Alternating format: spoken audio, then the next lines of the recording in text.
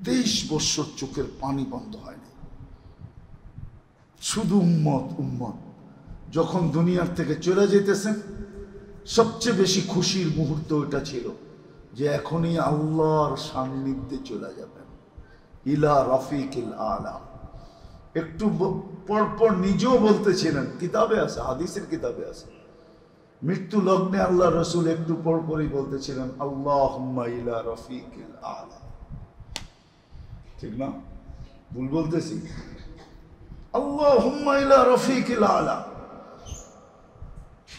আল্লাহর সান্নিধ্য তখন খুশির সবচেয়ে বড় ব্যাপার ছিল, কিন্তু ওই খুশিও খুশিতে না, ওই খুশির জন্য চোখে পানি ছিল না, কিন্তু উম্মতের ব্যথা ওই খুশির থেকে প্রবল হইয়া উম্মতের জন্য চোখের কোনায় পানি ঝরতেছে। জিবরিল জিজ্ঞাসা করতেছে, খুশির জায়গায় কান্না কেন? বলছে ফামান লিবাদি লি উম্মতি, আমার পরে উম্মতকে কে দেখা রাখবে, কে পাহারা দিয়ে রাখবে, কে বুকে জড়ায় রাখবে। আফসোস, না আমি বুঝাইতে পারলাম না, আপনারা বুঝতে পারলেন। যাওয়ার সময় উম্মতের জন্য কতটুকু ব্যথা ছিল। তা আল্লাহ সান্ত্বনা দিছে, চলে আসেন, লা আতরুকু উম্মতাকা ওয়াহদা ওয়ালা ফারদা, আপনার উম্মতকে আমি একা ছাড়বো না, আমি দেখা রাখবো, আমি দেখা রাখবো। আজকেও কবরে কাঁদতেছেন, শুধু উম্মতের জন্য কবরে কাঁদতেছেন। হ্যাঁ, প্রমাণ আছে, ওলামা দেখে, আল্লাহ ওয়ালারা দেখে কবরে কাঁদতেছেন। জিজ্ঞাসা করলে এই জবাবই আসে, উম্মতের জন্য। উম্মতের এক এক দেশের নাম পর্যন্ত আসে। আমি লোক নিয়ে আসতে পারি আপনাদের এইখানে, একজন না দুইজন না, পুরা ডর্জন জামাত নিয়ে আসতে পারি, 1 ডর্জনের জামাত নিয়ে আসতে পারি। যারা স্বপ্নে দেখছে আল্লাহর রসুল কাঁদতেছেন, জিজ্ঞাসা করছেন কাঁদেন কেন? বলছে বাংলাদেশের সরল সহজ উম্মতের জন্য কাঁদি। আমার বাংলাদেশের উম্মত বড় সরল সহজ, সাদা সিধা, এদের জন্য কাঁদি।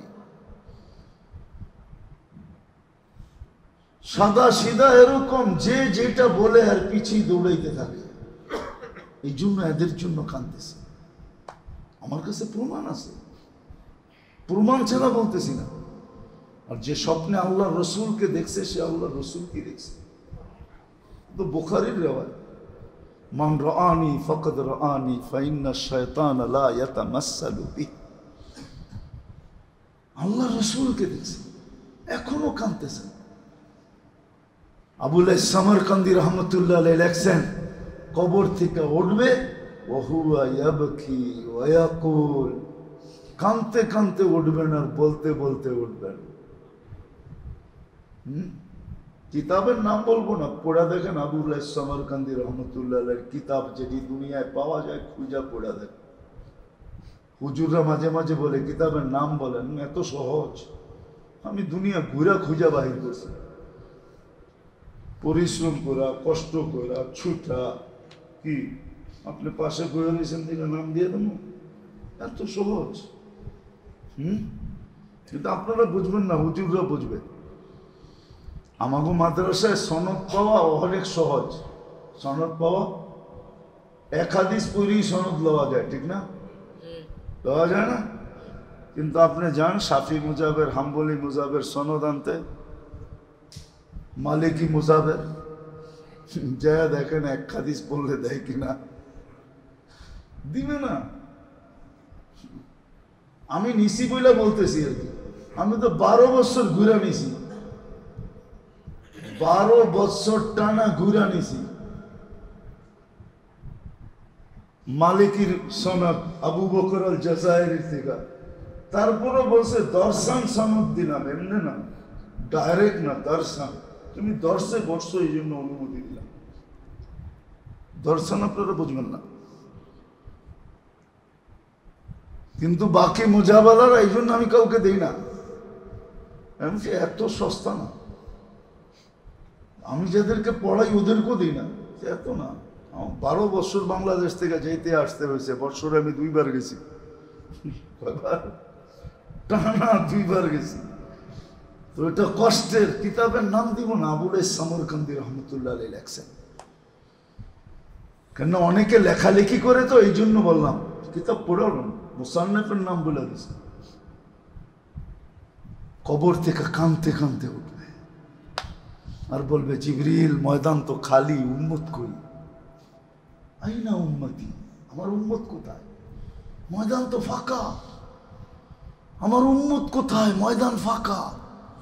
উম্মত কোন জায়গায়? তো জিবরিল সান্ত্বনা দিবে, কেউ ওঠে নাই, আপনি একমাত্র ব্যক্তি জমিন থেকে উঠলেন। উম্মত এখনো ওঠে নাই, আপনি শান্ত হন। যে কবর থেকে কাঁদতে কাঁদতে উঠবে। এই জন্য তো বলছিলাম, উম্মতের গায়ে দোজখের আগুন পড়ে লাগবে, কিন্তু একজন তো আছে হিতাকাঙ্ক্ষী, লেগে গেছে, যিনি মুহাম্মাদুর, যার দিলে আগুন আগের থেকে লেগে গেছে, ব্যথা আগের থেকে লেগে গেছে। কিয়ামতের মাঠে যিনি চিৎকার দিতে থাকবেন, উম্মতি উম্মতি বলে, যিনি মাকামে মাহমুদ পাবে কিন্তু বসবে না, শুধু হাত রেখা দাঁড়ায় থাকবে, বৈশা দেখবে না যে ওই মাকামে মাহমুদের চেয়ার কিরকম, অনুরোধের পরেও বসবে না। আল্লাহ জানে বন্ধু বসবে না, কিন্তু তারপরে অনুরোধ করবে, বসেন না। বলছে 3 জায়গায় যে ছোটে সে বসে, তো বসে কি করা? 3 চিন্তা যার মাথায়, সে বসে তো বসে কি করা? কিসের 3 চিন্তা? উম্মতকে পানীয় পান করাইতে হবে, মিজানের পাল্লায় যায় আমল নামার মনিটরিংও করতে হবে। যদি সামনে না ঝুঁকলো, তাহলে আপনার প্রতিশ্রুতিগুলা কাজে লাগায় পাল্লা সামনে ঝুঁকায় দিতে হবে। পুলসিরাতে যায়া যদি উম্মত পার হইতে না পারে, তো দুরুদের গাঠি দিয়া পারও করাই দেব। আমি বসি তো বসি কি করা? আরেকটা চিন্তাও আছে, যে আমি বসলাম, আর যদি চেয়ার আমাকে উড়ায় নিয়ে জান্নাতে পৌঁছায় দিল, তাহলে উম্মত দেখবে, তো দেখবে কি করা? দুনিয়া এরকম হয় মাঝে মাঝে, দুনিয়া এরকম আছে, দুনিয়ার এরকম রীতিনীতি কি আছে, যে সরায়া দিয়া তারপরে কাজ করে। সরায়া দিয়া কি মনে হয় বোঝেন নাই? ইঙ্গিত উঙ্গিত মনে হয় বোঝেন না। সরায়া দিয়া কাজ করে। আমারে সরায়া দিয়ে যদি উম্মতের হিসাব শুরু করেন, এই ভয়ে আমি বসবো না। আমি তো হিসাব কিতাবের সময় সামনে থাকবো, বাকিগুলো বললে তো সইতে নাও পারে। আল্লাহকে বলবে, আল্লাহ হিসাব কিতাব কিভাবে নিবেন? তো সবারটা যেমন, আপনারটাও এমন, আপনার উম্মতেরটা এমনই নিব। তো বলবে, তাইলে তো আমি লজ্জিত হয়ে যাব। আপনি না বলছেন আমাকে লজ্জিত করবেন না, সব উম্মতের সামনে হিসাব কিতাব নিলে তো আমি লজ্জিত হয়ে যাব। উম্মতের ভুল ত্রুটি সব উম্মত জেনে ফেলবে। তা আল্লাহ হাসবে আর বলবে, বন্ধু কিভাবে নিব বলেন? আমাকে নিতে দেন। তা আল্লাহ বলবে, উম্মতের ভুল ত্রুটি তো আপনিও জানবেন, ঠিক না? যখন আপনি জানবেন যে এত বড় বড় গুনাহ আপনার উম্মত করছে, এত বড় বড় ভুল করছে, আপনি কি তখন মনে মনে লজ্জিত হবেন না? বলবো, অবশ্যই তো হব। তাইলেও তো অঙ্গীকার পুরা হলো না। আমি তো বলছি আপনাকে লজ্জিত করব না, তাহলে কেমনে হিসাব নেবেন? তা আল্লাহ বলবে, বন্ধু উম্মতের হিসাব পর্দার ভিতরে নিয়ে নিব, আপনাকেও জানতে দিব না।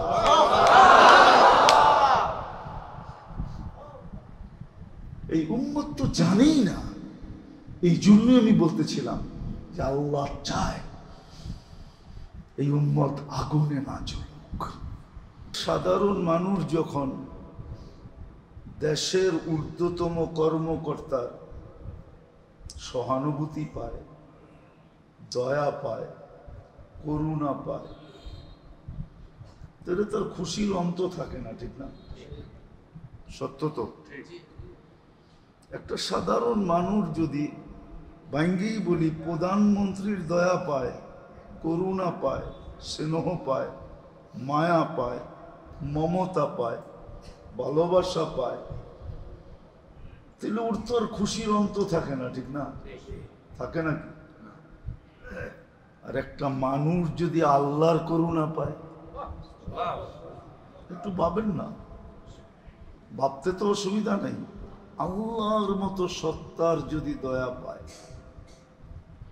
করুণা পায়, ভালোবাসা পায়, মোহব্বত পায়, স্নেহ পায়, মায়া পায়, মমতা পায়, দুনিয়ার মানুষ দিলে আর কতটুকু দেয়? দিলে আর যেটি বললাম, যদি দেয়ও তো কতটুকু দেয়? মাইপা দেয়, ঠিক না? মনে হয় বুঝাইতে পারি না। কি দেয়? বলবেন কেন মাইপা দেয়? কেন? ওনার কাছে যেটা আছে ওটা সীমিত আছে, এই জন্য উনি কি দেয়।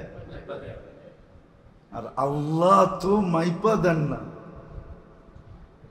আল্লাহ, আমাদের বাংলা একটা কথা আছে, দিলে ছাপ্পর ফাইরা দেয়।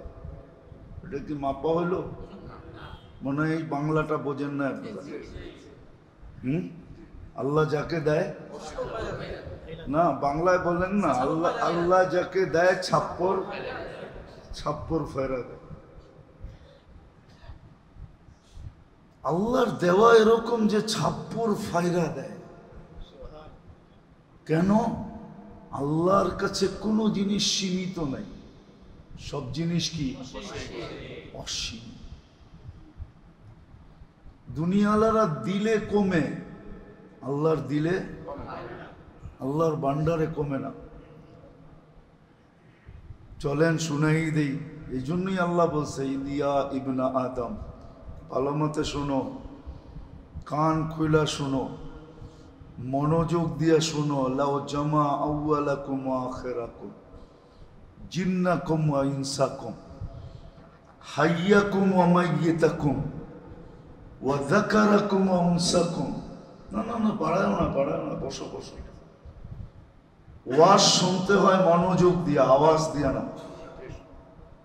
কনসাল্ট শুনতে হয় আওয়াজ দিয়া। গানের জন্য আওয়াজ দরকার, মনোযোগ দরকার না। ওয়াজে যত মনোযোগ দিবে তত কম আওয়াজে শোনা যাবে। নাইলে ১৬ লক্ষ সাহাবায়ে কেরাম বিদায় হজে লাউড স্পিকার ছাড়া আল্লাহ রসুলের কথা শুনলো কি করে? কিন্তু একজন সাহাবী তো বলতে পারবে না যে আমি শুনি নাই। কেননা ওইখানে মনোযোগ ছিল, স্পিকার ছিল না। আজকে স্পিকার আছে, মনোযোগ নাই। আমি চাইতেছি আপনাদেরকে মনোযোগী করতে, স্পিকার চাইতেছি না। স্পিকার তো বাইরে মা বোনরা আছে, এই জন্য দেওয়া হলো, নাহলে দেওয়া হতো না। তো যেটা বুঝাইতেছিলাম, কথা জানি কোন দিকের থেকে কোন দিক চলে গেছে। কেননা শয়তানও তো বসা নাই, সেও চেষ্টা করতেছে যে কোনো মতে অমনোযোগী করা যায় কিনা।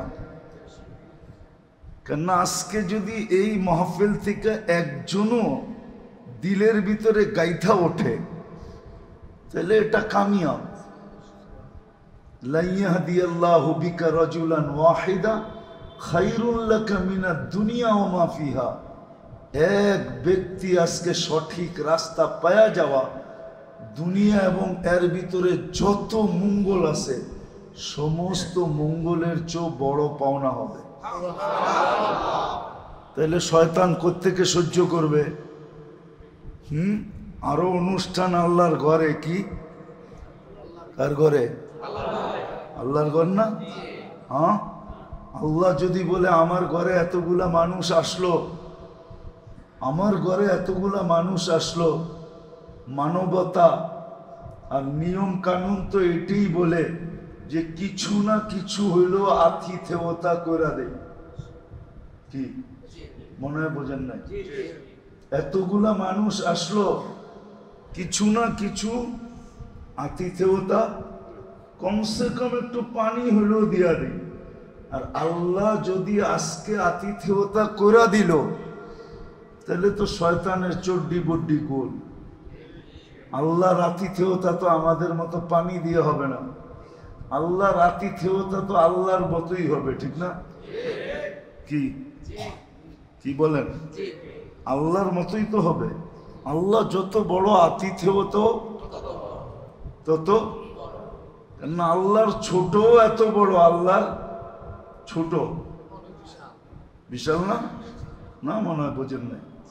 আল্লাহর অল্প তেমন বিশাল। উদাহরণ, আমাদের নবীজিকে আল্লাহ বলছেন ওয়ামা উতিতু মিনাল ইলমি ইল্লা কালিলা, আপনাকে আমরা অল্প দিছি। আল্লাহ অল্প কত বড়, সমগ্র সৃষ্টিটাও যদি মিলায় দিই, এক জায়গায় করি, এর ভিতরে নবী রসুল ফেরেশতা সেরেশতা সবগুলো যদি এক করি, তা আমার বন্ধুর এলেমের সামনে এটা অল্প হবে। কি হবে? আর বন্ধুরটা কত হবে?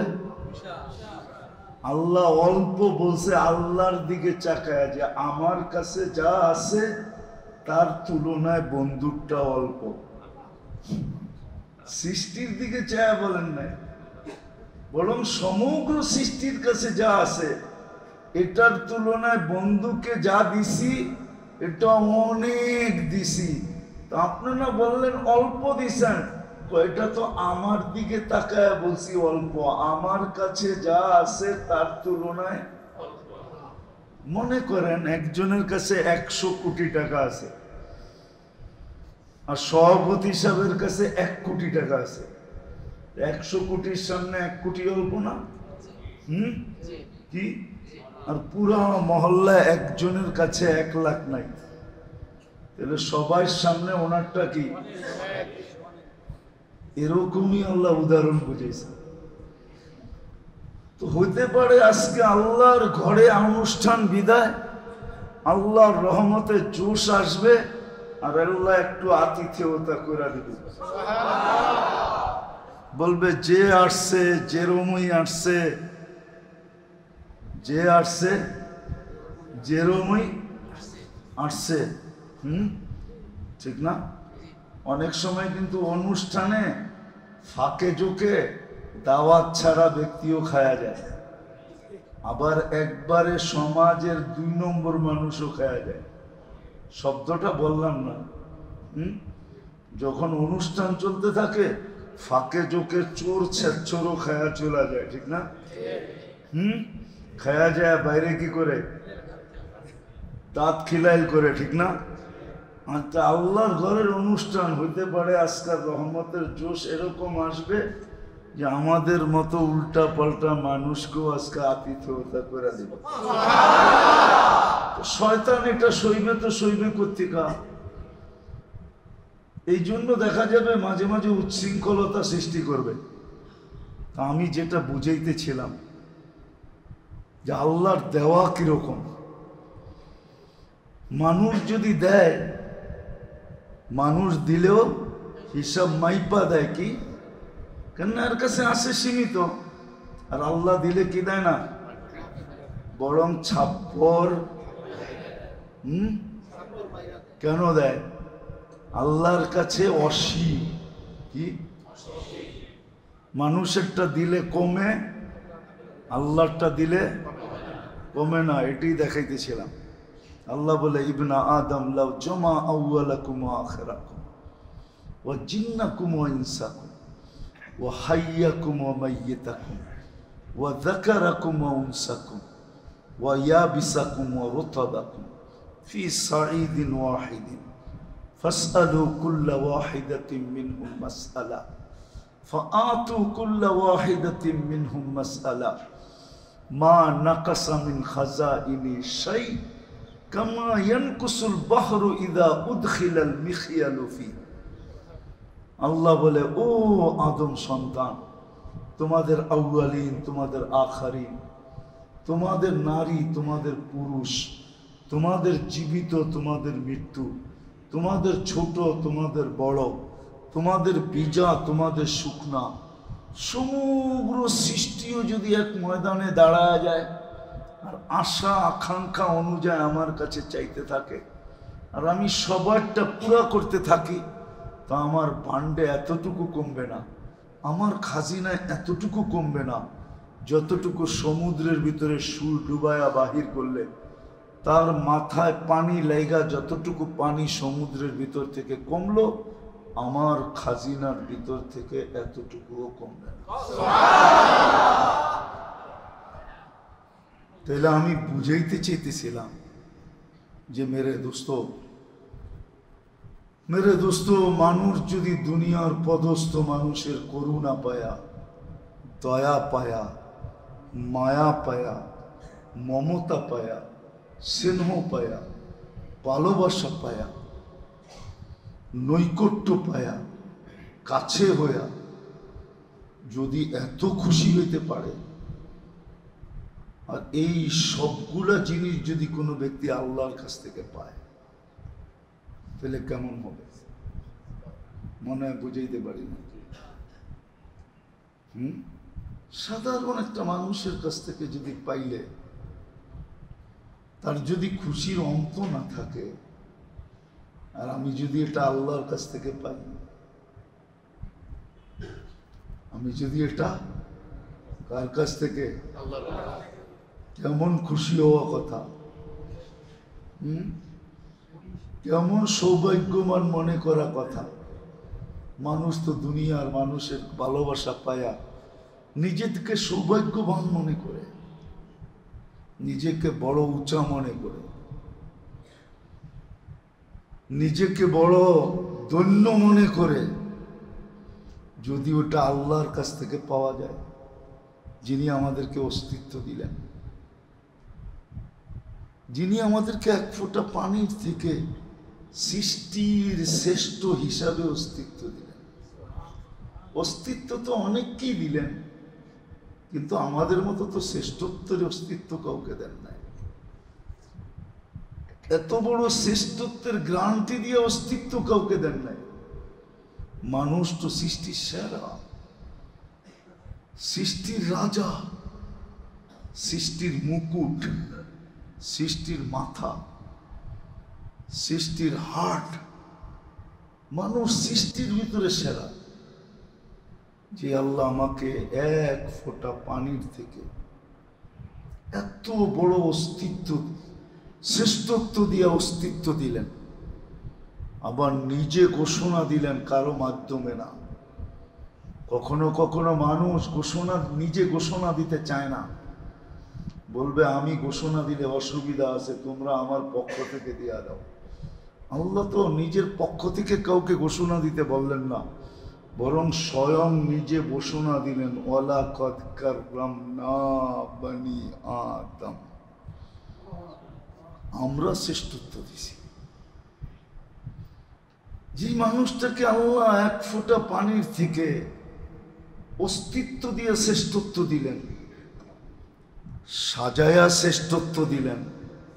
আল্লাহ তো বলতে পারতো যে এটুক আমি কইরা দিছি, বাকিটুক তোরা কইরালো। আমাদেরকে সাজানোর ব্যাপারে তো এরকম আল্লাহ কখনো বলেন নাই যে এটুক আমি কইরা দিলাম, বাকিটুক মার পেটের থেকে অস্তিত্ব দিয়ে আমি বাহির কইরা দিলাম, বাকিটা তোমরা সাজায় নাও। আল্লাহ যদি বলতো যে বাকিটা তোমরা সাজায় নাও, তাহলে আপনাকে সাজাইতে আপনার মা বাবার কত টাকা খরচ করতে হতো চিন্তা করেন।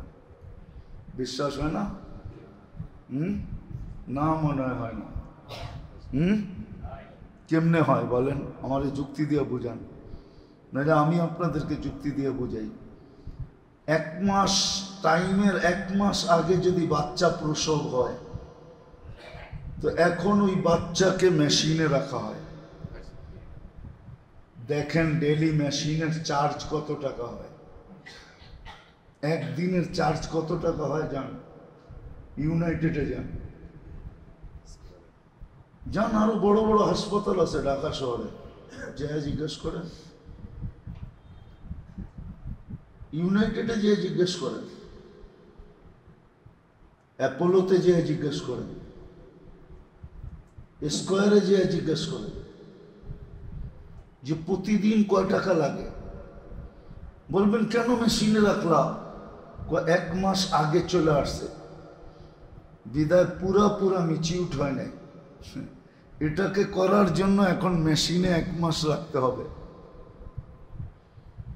জান 1 মাসের চার্জ কত হয়? আল্লাহ তো অস্তিত্ব দিয়ে দিছেন, কিন্তু 1 মাস আগে আসছে, 1 মাস পরে আসলে আর এই টাকাগুলা লাগতো না। আছেনি কোনো মা বাবা যেই সন্তান পরিপূর্ণতা নিয়া, পরিপূর্ণ সময় নিয়া মার পেটের থেকে বাহির হয়েছে? আছে এই মহল্লায়? আছে এইখানে কোনো বাবা যে সন্তান জন্ম নেওয়ার সাথে সাথে 2, 4, 5 হাজার টাকা সদকা করছে যে আলহামদুলিল্লাহ আল্লাহ আপনি বিলকুল কমপ্লিট করে বাহির করে দিছেন? যদি কমপ্লিট করে বাহির না করতেন, মেশিনে যদি দিতে হইতো, তাইলে তো আমাকে 1 মাসের টাকা প্রতিদিন হিসাবে বিরাট বড় কতগুলা বান্ডেল গুনতে হইতো। আপনি তো আমার কাছ থেকে বান্ডেল লাগান নাই, আমি নিজের ইচ্ছায় আপনাকে 5,000 টাকা সদকা দিলাম, 5,000 টাকা আপনাকে দিলাম। আসেন এক বাবা হাত উঠে বলবেন না এই ভাবনাটা কোনোদিন আসছে? আমি যে বললাম এই ভাবনাটাও তো কোনোদিন আসে নাই। কি আসছে? হ্যাঁ, উচিত ছিল না? ছিল না। এই জন্যই তো আল্লাহ বসে কালিলুম মিন ইবাদিয়াশ শাকুর, বড় কম বান্দা পাওয়া যায়। সব কিছু আমি কইরা দেই, কিন্তু ফুলের মালা ও গলায় নিয়ে করে, একবারও আমার নাম লয় না। লাকাল হামদু ইয়া রাব্বি কামা ইয়ামবাগি লিজালালি ওয়াজহিক ওয়া লাকাশ শুকরু কামা ইয়ামবাগি লিজালালি ওয়াজহিক। ও মালিক, তোর শুকরিয়া, তোর নাম বেচা আমি ফুলের মালা পড়া ফেলছি, শুকরিয়া তোর। এই শব্দটা একবারও বলে না। রাগ হবেন না, আমি বুঝানোর জন্য বলতেছি। আল্লাহ করুক বুঝে আসুক, আল্লাহ করুক আমার ভিতরে এরকম কিছু কথা ঢালুক যাতে আপনাদের দিলে লাগে। উচিত ছিল। আল্লাহ দেখাইছেন যে দুনিয়ার মানুষের করুণা পায় যদি তুমি এত খুশি হও, আমি আল্লাহ যদি দয়া করি, লাআল্লাকুম তুরহামুন, আমি যদি তোমার উপরে রহম করি, আমি তোমার উপরে দয়া করব, রহম করব, কিন্তু শর্ত আছে। কেননা দুনিয়ার মানুষ যাই করে পিছনে কিন্তু কোনো না কোনো স্বার্থ থাকে। তো কি বুঝাইতেছিলাম জানি, কোন দিকে চলে গেছি, যে আল্লাহ মানুষটাকে এরকম ভালোবাসে, এরকম ভালোবাসে। ওই আল্লাহ চায় না যে এই মানুষটা জাহান্নামে চলুক, এই মানুষটা অসফল হোক। যাকে বানায়া নিজেই ভালোবেসে যাচ্ছে, যে কেউ বাসুক আর না বাসুক আমি ভালোবেসে ফেললাম। একটু ভাবেন না। দুটা জিনিস বললাম, যে আল্লাহ যদি আপনার উপরে দয়া করে, মায়া করে, স্নেহ করে, মমতা করে, ভালোবাসে, দুনিয়ার কোনো পদস্থ ব্যক্তি, দুনিয়ার কোনো ব্যক্তিত্বমান ব্যক্তি ভালোবাসতে যদি অন্ত না থাকে, বইলা বেড়ায়, প্রচার করে বেড়ায়, উনি ওনার ডাইনার, উনি ওনার কি? হ্যাঁ, মানুষ খায় কি দিয়া? কাজ করে বেশিরভাগ কি দিয়া? তো উনি যদি বাড়ির থাকে, তাহলে আর ওনার যদি খিদা লাগে তো উনি খায় কি দিয়া? দূরমি, আপনি না বললেন উনি ওনার ডাইনার, উনি তো ওনার বাড়িতে ঘুমাইতেছে। যার ডাইনার বললেন ওর যদি খিদা লাগে তো খায় কি দিয়া? কেমন উপমা মানুষ দেয়, মনে হয় বুঝাইতে পারি না। হ্যাঁ, আপনি যদি এতটুক বলেন উনি ওনার ডান হাত, ওনারে ছাড়া উনি এক কদমও লড়ে না। বুঝে মনে হয় সবসময় ওর গাড়িই বয়ে থাকে, ঠিক না? দুনিয়ার একজন পদস্থ ব্যক্তি, দুনিয়ার একজন পদস্থ ব্যক্তির যদি এই হাল হয়, নৈকট্য পাইলে, তাহলে আল্লাহ যদি কাউকে ভালোবাসে কেমন হবে? এই জন্যই আল্লাহ চায় না, সব কিছু দেওয়ার পরে আল্লাহর ইচ্ছা উদ্দেশ্য। আল্লাহ চায় না মানুষ দোজখে যাক, মানুষ দোজখে যাক, মানুষ আগুনে চলুক, এটা আল্লাহ চায় না।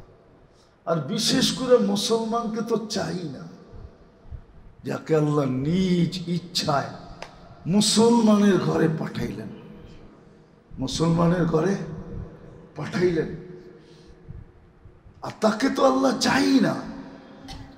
আর আরো বড় কথা হইল যাকে উম্মতে মুহাম্মদী বানাইলেন,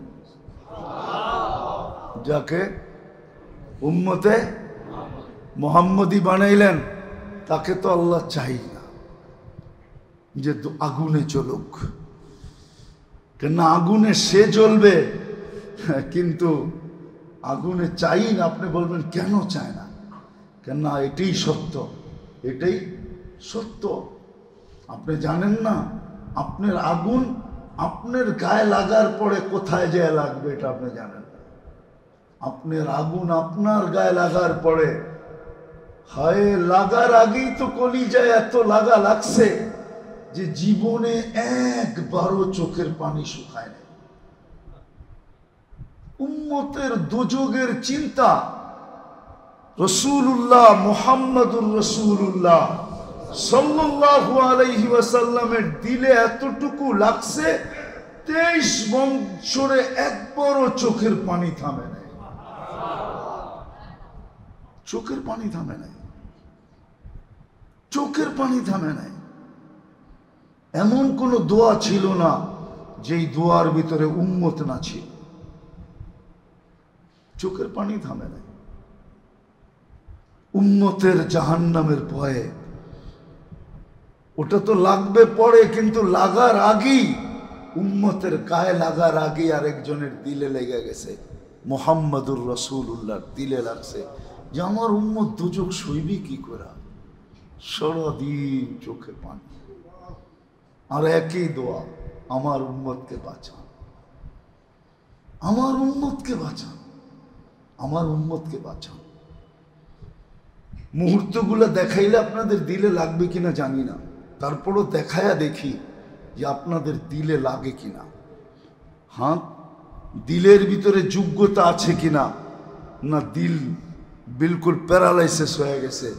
দেখি যুবকদের দিলে লাগে কিনা যে 24-23 বছর চোখের পানি বন্ধ হয়নি, শুধু উম্মত উম্মত।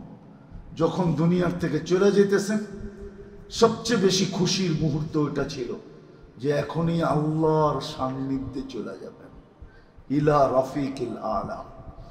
একটু পরপর নিজেও বলতেছিলেন, কিতাবে আছে, হাদিসের কিতাবে আছে, মৃত্যু লগ্নে আল্লাহ রসুল একটু পরপরই বলতেছিলেন, আল্লাহুম্মা ইলা রাফিকিল আলা।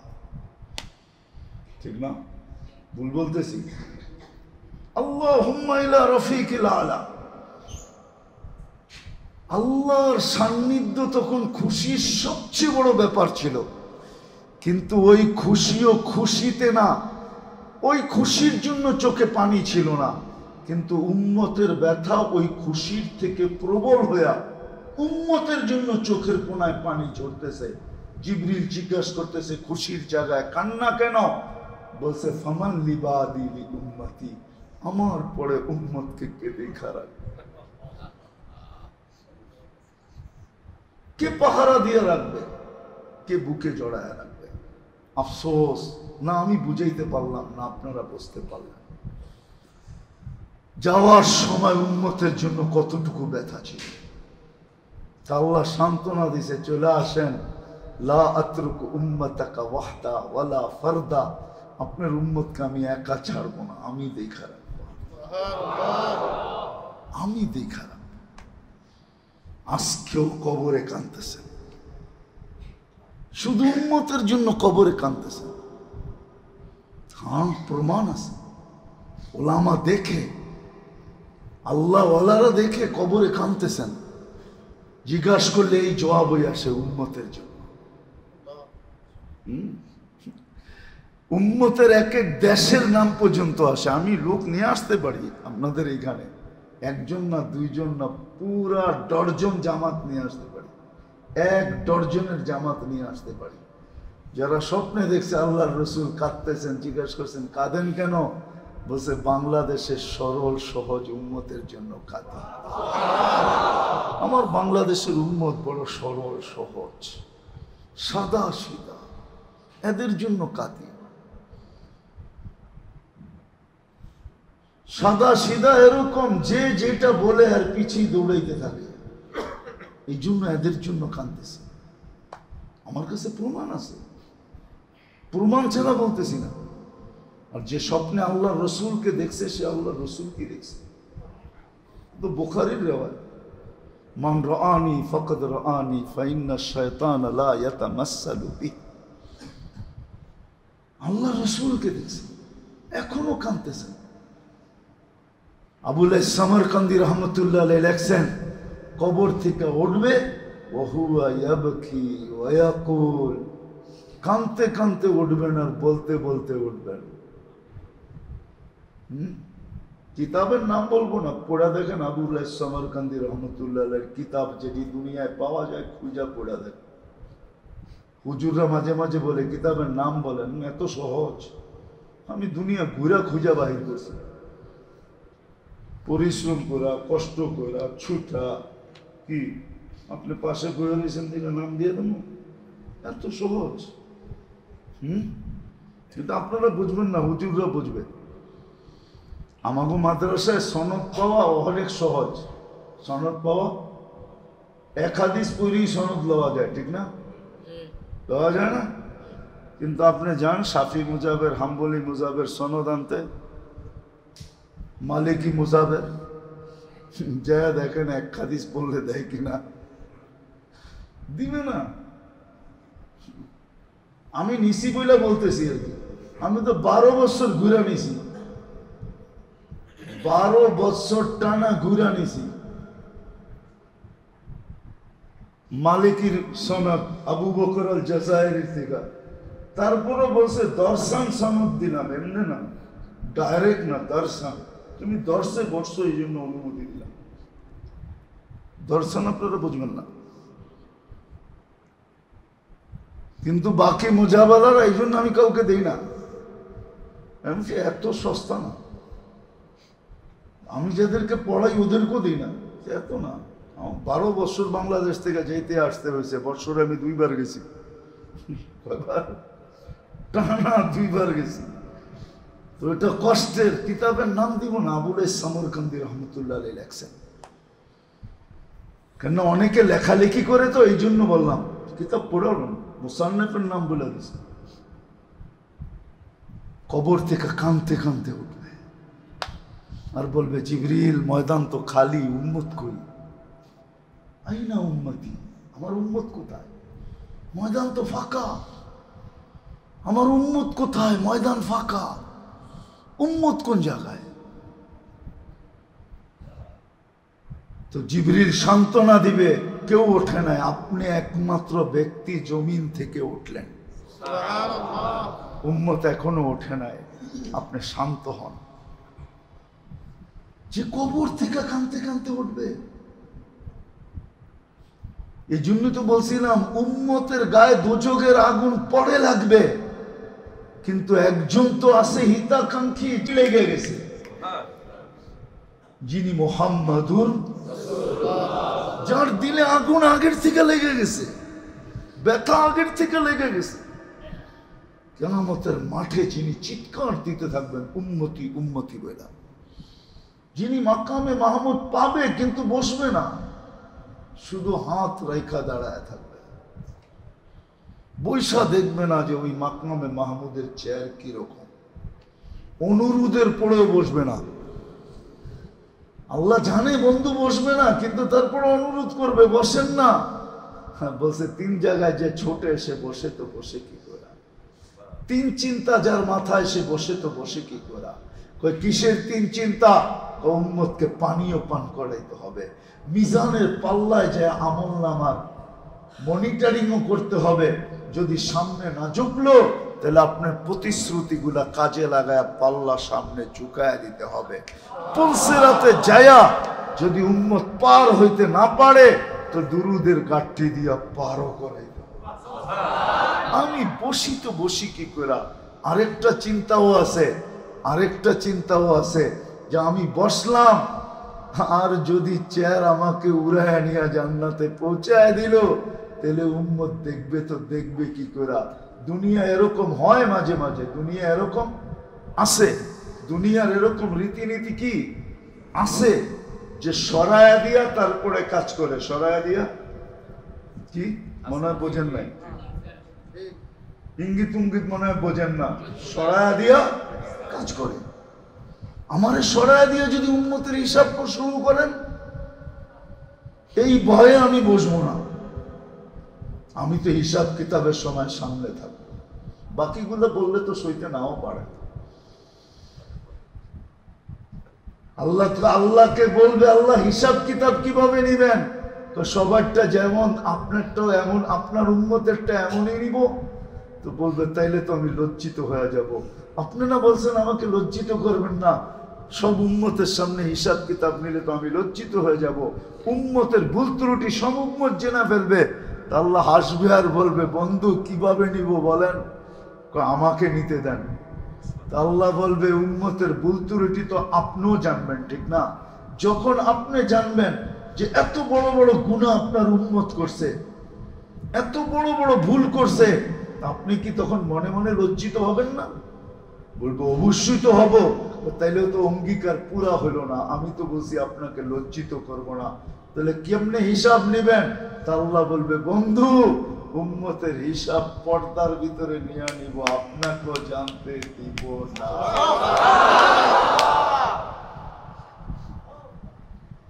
এই উম্মত তো জানেই না।